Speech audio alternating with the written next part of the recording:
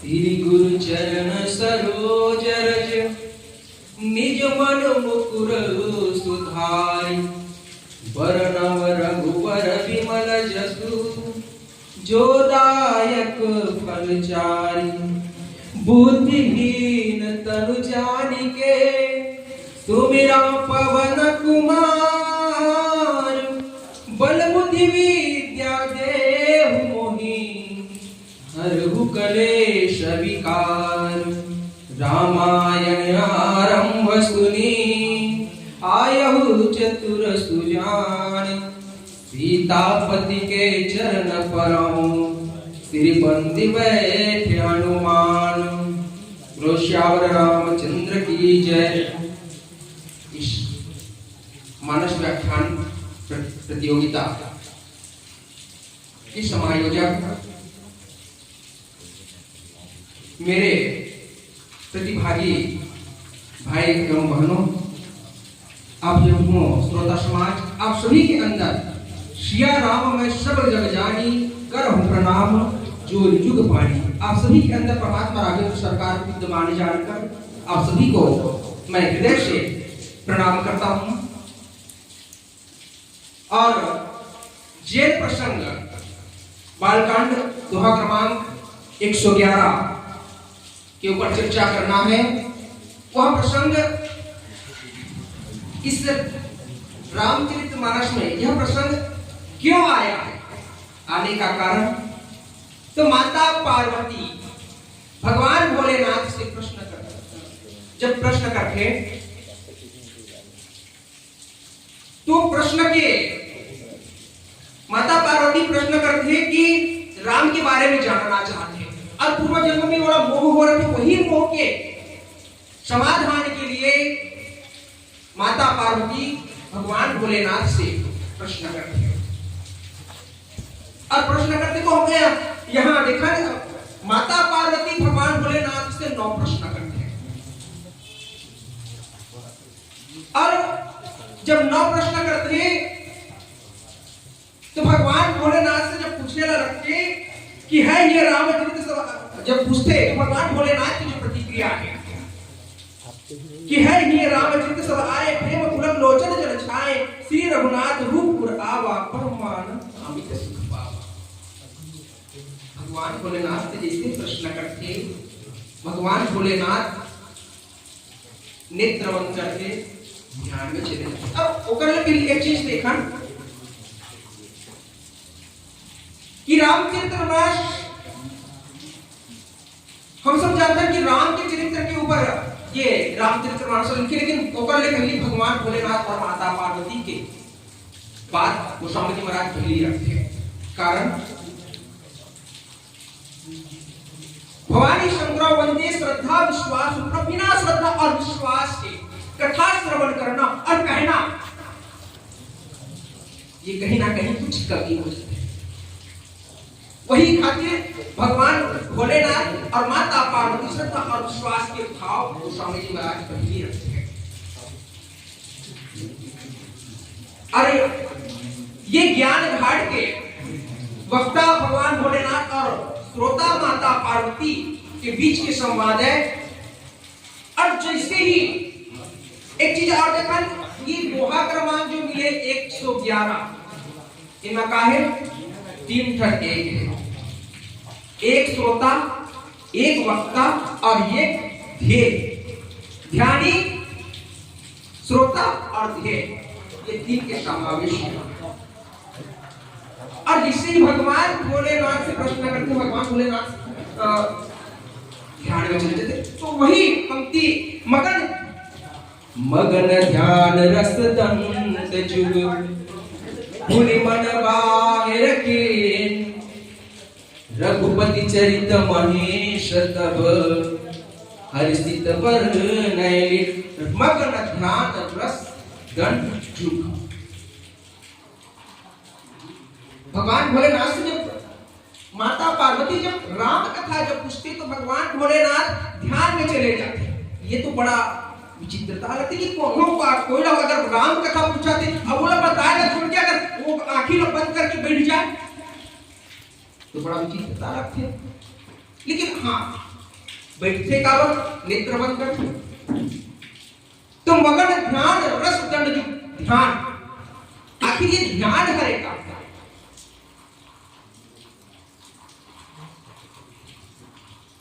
तो ध्यान सांख्य में कहे गए कि ध्यान निर्विषयम मना, मन के निर्विषय हो जाना ही ध्यान है, एक रुकता आ जाना ही ध्यान है। तो भगवान भोलेनाथ ध्यान में चले जाते हैं। अब वो भी कितना, 2 घड़ी की मगर ध्यान रस दंड जुग, 2 घड़ी के लिए भगवान भोलेनाथ ध्यान में चले जाते हैं। तो ध्यान में किस तक आ गए प्रश्न? ध्यान क्या है? तो ध्यान अष्टांग योग के 7वां शाखा है। जुड़ेंगे हमला एक आत्मा और परमात्मा से जुड़ना है, जीव और परमात्मा से जुड़ना है, तो ओकर लिए 8 साधन बताए गए और वो 8वां साधन और 7वां साधन ध्यान है। यम नियम,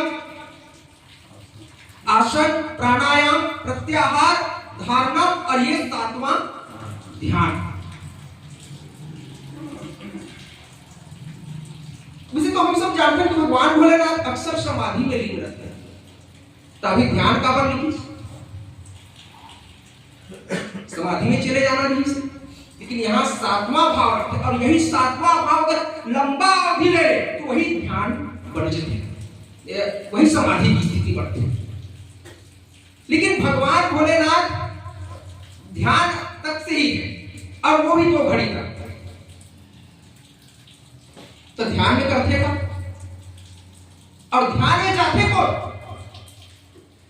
तो जब ध्यान को जब लगाते हैं, नेत्र बंद करते हैं, तो हमारा मन जो है, शरीर जरूर बैठे रहते हैं लेकिन मन, वैसे भगवान भोलेनाथ ध्यान में काबर की, जब माता पार्वती जब कथा पूछते तो भगवान भोलेनाथ अपन मन ला जेकर कथा कहना है वो का साथ जोड़ लेते हैं। और यहाँ भाव भी है, एक भाव देखन, पहला भाव दंड युग की पहला भाव यहाँ ये है कि 2 घड़ी, अब यही अगर देखा जाए तो दंड अर्थात सीधा, जो अर्थात जोड़े लेना, अपन मन ला सीधा परमात्मा से जोड़े लेते हैं। अब काबर जोड़ते, तो ये मन जो है, मन के स्वभाव बड़ा चंचल है। यही मन व्यक्ति के पतन और उद्धार दोनों के कारक है। मन कहां लगाया जाए तब हमारा उद्धार हो सकते, और कहां लगाया जाए तो हमारा विनाश हो सकते, हम नीचे गिर सकते। तो भगवान भोलेनाथ अपन मन ला कहां ले जाते, परमात्मा से जोड़ लेते हैं। मगर ध्यान रस दंड युग पुण्य मनवा है। अच्छा, अभी आधा पंक्ति के ऊपर हम चर्चा करा था, मगर ध्यान रस दंड युग। कबीर साहब की एक पंक्ति में कहे जाके मन के बारे में कहते कि जतन बिना मिर्गा खेत उजाड़ा, जतन बिना मिर्गा खेत उजाड़ा, 5 मिर्गा 25 मिरगनी, तामे 3 शिकारा, जतन बिना मिर्गा खेत उजाड़ा। ये मन ला हम कामे लगा तो हम उद्धार हो सकते। तो भगवान के चरण कमल में, भगवान में हम अगर मन ला लगा तब हम उद्धार। वही कारण भगवान भोलेनाथ कही कथा कहे कि कही अपन मन ला परमात्मा से जोड़ लेते। अब जब जोड़ लेते, ध्यान में जब चले जाते, तो यहाँ आगू में लिखेगा मगन। ये मगन हरेगा, मगन ध्यान रूपी रस के प्रतिफल है। और ये ना, ये स्वाद ला कौन चख सकते, जे ध्यान में गए वही जान सकते हैं। भाई जिन आमा ला नहीं खाए बोला, आमा का रस स्वाद ला कुछ बोला जाने नहीं जाने। तो यहां ध्यानी कौन है, भगवान भोलेनाथ। और ध्यान में जाते और ध्यान रस के आस्वादन कि स्वाद कैसे होती, बोला भगवान भोलेनाथ जो ध्यानी वो जानते हैं, मगनता आती है। तो मगनता रामतीर्थ महाराज एक जगह मिलते, एक भरत प्रसंग में घरों मिलते हैं कि राम विरह सागर वहां भरत मगन मन होत विप्र राम विरह सागर वहां भरत मगन होत विप्र रूप धरि पौंस्त आए गयो जडुपोत। वहां भरत जी महाराज मगन होते, लेकिन विरह सागर में डूबते हुए वहां विचित्रता न जाते, लेकिन मगन का बल थे कि उनका अंग फड़के न लगते कि मोर राम आने वाला है। कहीं ना कहीं राम से जुड़े की खुशी, ये मगनता आते हैं। और भगवान भोलेनाथ मगन ध्यान रस भगवान जुड़ते ओकर बाद में बोला ध्यान रूपी फल के आस्वादन करते और मगन स्वयं मगन होते। और मगन होने के बाद में भगवान भोलेनाथ दूसरा अर्धाली में करते स्वामी जी महाराज की पूरी मन बाहर की पहली कहा सामान्य स्थिति विश्वकर बाद वो समाधि में पूरा अपन मनला बाहर खींचते हैं। और मनला कैसे बाहर खींचते हैं? तो जेन मनला भगवान में लगा दे वो मनला बाहर खींचते, तो मनला बाहर का बात खींची भाई। जब भगवान की जब दीदार होंगे तो वहां रहना ही ना भगवान बोले ना, लेकिन खींचते का बात। तो यहां बैठे कौन है? श्रोता बैठे हैं, और श्रोता अभी तो राम कथा के आस्वादन कराना है। वही खातिर भगवान भोलेनाथ पर मनला बाहर खींचते, पूरी मन बाहर की। देखो जब को ये हमारे समाज में ऐसा व्यक्ति रहते जेन जो है कुछ प्राप्त कर लेते ना, अब काकरो अंदर योग्यता है तो अपन योग्यता तक सीमित रहते हैं। काकरो अंदर ज्ञान है तो वो ज्ञान लेते धर के बैठे, कोनो समाज में कोनो अच्छा व्यक्ति नहीं खाए पिए, कोनो गलत काम में नहीं, कोनो ओकर अंदर विकार नहीं है, वो चुपचाप घर में बैठे तक ओकर सफलता वो सफल किए जा सकते नहीं। जब हमला कुछ प्राप्त हो गए, अब वो जब प्राप्त हो गए तो जब तक हम समाज में नहीं बांट तब तक हम जिन प्राप्त करें वो सफलता पूर्ण सफलता नहीं कह जा सके। समाज में ऐसे अक्सर देखे ना मिलते हैं। कोनो गुरु जी है, गुरु जी हाथ मार के गुरु जी बन गए, वो 4 दिन लेकर नहीं पढ़ाई दिखाओ करो, पढ़ाई करना और गुरु जी बनना सफल है। सफल कब हुई, सफलता कब हुई? जब वो प्राप्त करने के बाद में समाज के बीच में आवंटन करें, बांटे, तब उसका सफलता है।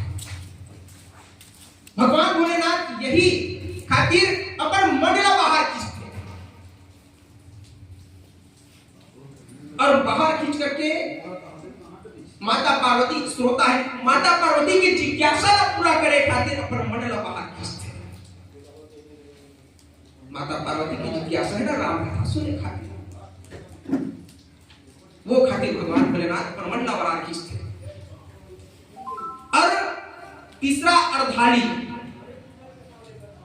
गोस्वामी जी महाराज कहते कि रघुपति चरित महेश का रघुपति गोस्वामी जी महाराज राम तीर्थ महाराज में अलग अलग स्थान में परमात्मा राघव सरकार के लिए अलग अलग नामकरण करते हैं। यहां गोस्वामी जी महाराज रघुपति शब्द, तो ये रघुपति है का? तो रघु अर्थात जीव और पति अर्थात स्वामी। रघुपति पति स्वामी और रघु जीव। और यही राधा स्वामी वाले मन के जो भाव है वहां कहते कि जेला रघु कहे बोला स्त्री तत्व कहते, आत्मा ला और परमात्मा ला पुरुष तत्व कहे जाते हैं। तो यहां रघुपति चरित्र, अब भगवान भोलेनाथ चरित्र ला कहना चाहते हैं। तो रामचरितमानस में भगवान के 3 चीज, कथा, लीला और चरित्र। कथा अर्थात जिन जीव की व्यथा ला दूर कर दे, लीला अर्थात जो देखे की चीज है, आनंद की चीज है, और चरित्र अर्थात जिन जीवन में उतारे की चीज है। और ये चरित्र भगवान भोलेनाथ रघुपति चरित्र महेश तब ये चरित्र कहना चाहते थे। नित्य चौथा अर्धाली के हर्षित वर्ण आए, भगवान भोलेनाथ हर्षित मन से भगवान की कथा ला कहना चालू करते, हर्षित मन से। अच्छा देखो, वक्ता के मन में अगर हर्ष नहीं है, जैसे गाड़ी के चलैया को मुंह उठा के गाड़ी चलाते था, वो में जितना सवार है या फिर वो में जितना बैठे हैं, वो सब लोग जगह ले जाकर के वो मंजिल में सही ढंग से नहीं पहुंचा पाए। तो जिन वक्ता है और जिन चालक है, वो हर्ष से रहना चाहिए। और यहाँ एक भाव ऊपर में सबसे शुरू में मगन लिखित और नीचे में चौथा अर्धाली में हर्ष लिखते, हर्षी। तो देखो, हमला जीवन में जब हम कुछ पाथन, जब भगवान से जब जुड़न, तो हमारे मन में मगनता रहना चाहिए। और जब हम कोहला दूसरा को कुछ देना चाहते हैं, जब सुनाना चाहते हैं, तो मन में हर्ष होना चाहिए। हर्षित वर्ण है लेना, भगवान के चरित्र ला, भगवान की कथा ला, भगवान भोलेनाथ जो है माता पार्वती के आगू में परोसना चाहते, परोसे ला रखते। और परोसते का तो लिखते कि जिन माता पार्वती ला मोह हो रहे थे ना, वही भाव यहाँ रखते, कहते कि झूठे सत्य जाहि बिनु जाने, जिन भुजंग बिनु रज पहचाने, जेहि जाने जग जाय फेराई, जागे जथा सपन भ्रम जाए।